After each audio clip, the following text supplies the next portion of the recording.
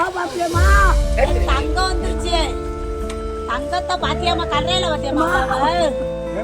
அப்பா கரையில பாத்தியாமா? அப்பா பாத்தியம்மா என் தங்கமோளே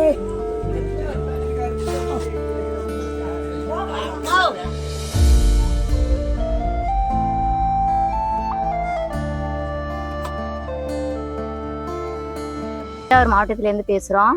திருவையாறு எங்களுக்கு திங்களூர்லேருந்து பேசுகிறோம். எங்கள் மாமா நேற்று திடீர்னு இறந்துட்டாங்க.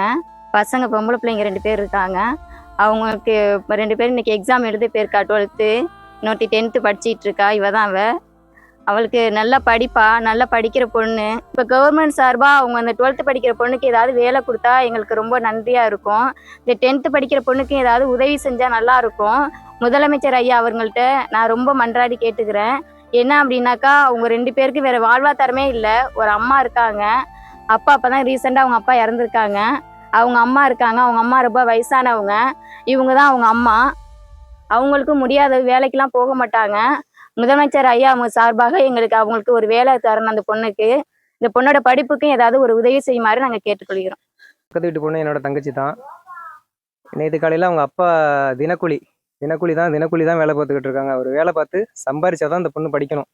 அந்த மாதிரி ஒரு சூழ்நிலை வைராக்கியத்தோட படிச்சுக்கிட்டு இருக்கு. அது ஒரு லட்சியத்தோட படிச்சுக்கிட்டு இருக்கு. இன்னைக்கு அவங்க அப்பாவை இழந்து ரொம்ப அவங்க வாழ்வாதாரமே பாதிச்சிருக்கு.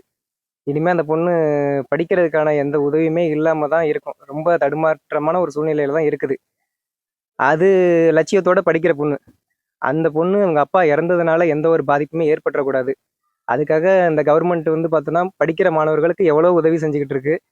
அதில் இந்த லட்சியத்தோட படிக்கிற பொண்ணுக்கு இந்த கவர்மெண்ட்டு ஒரு உதவி செஞ்சு அதனோட எதிர்காலத்தை இம்ப்ரூவ்மெண்ட் பண்ணுனா அதனோட வாழ்க்கை சிறப்பாக இருக்கும் அப்படின்னு நான் இந்த அரசாங்கத்தை கெஞ்சி கேட்டுக்கிறேன்.